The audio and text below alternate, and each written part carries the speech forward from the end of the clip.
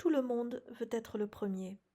Cette phrase n'est pas de moi, mais du poète belge Julos Bocarn qui a sorti son premier disque l'année de ma naissance, en 1967.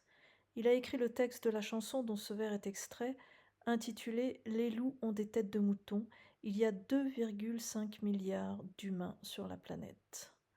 Compter en nombre d'humains est ici plus intrigant qu'en nombre d'années, car tout le monde veut être le premier, mais lorsque c'est à côté de 2 ou de plus de 8 milliards d'hommes et de femmes, cela devient une gageure, n'est-ce pas?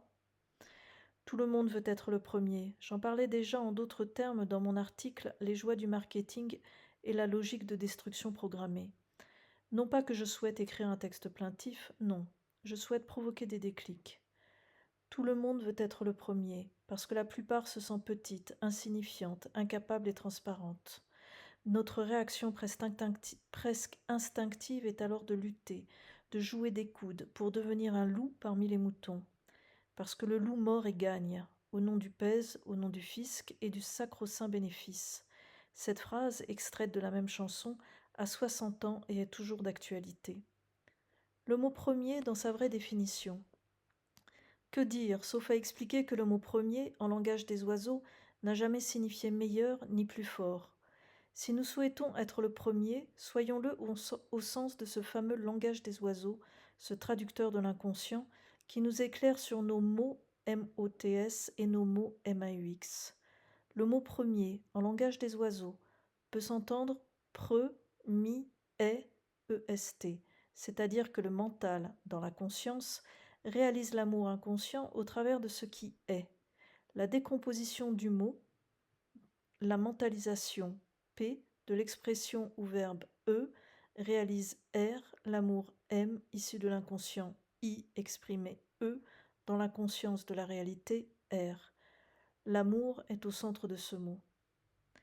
Il n'est dans cette définition nulle part question de se placer avant les autres, mais de, je dirais, faire s'exprimer l'amour de l'inconscient au conscient, donc de le manifester dans notre quotidien. Quelque chose de beau, en somme, qui n'a rien à voir avec la compétition. Rien qui puisse inciter à marcher sur autrui, à lui infliger le sifflement de la faux avant l'heure. Si tout le monde veut être le premier, au bon sens du terme, alors ne prions plus au nom de l'argent. Prions au nom de celle et de celui que nous souhaitons mieux aimer, pour qui nous souhaitons un parcours de vie enrichissant, pour cette personne et pour tous les êtres vivants. La somme du mot premier nous parle d'amour. Du reste, la somme des lettres du mot premier est 48, soit 4 plus 8 égale 12 et 1 plus 2 égale 3.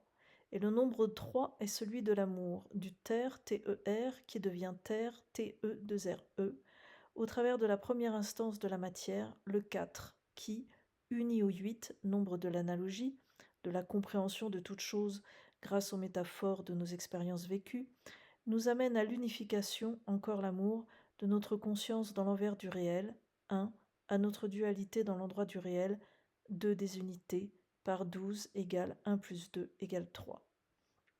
Être le premier, c'est donc réaliser le 3, l'amour. Vouloir être le premier, c'est vouloir aimer. Nous sommes venus nous incarner dans cette volonté-là, même si nous n'en avons pas conscience. Les secrets dévoilés de notre langage courant nous l'expliquent dans chaque mot pensé et prononcé. Nous sommes à la fois le Fils, le Père et le Saint-Esprit. Qu'il est bon de se le faire rappeler au travers d'une chanson dont le contenu absurde citant le manque d'amour et d'humanité n'a malheureusement pas vieilli, mais dont l'amour déborde cependant de toutes parts. Même si nous sommes toujours maraboutés, il est toujours temps de se défaire des mauvais sorts que les grands arrivent à nous faire passer pour des vérités. N'oublions pas que nous sommes chacun et individuellement autant le Fils de l'homme, OM, la syllabe sacrée qui nous parle du féminin incarné dans l'amour, que le Père, la paire duel inconscient-conscient que nous sommes chacun, et l'esprit dont nous provenons. Nous avons bien plus de puissance que ce que nous supposons.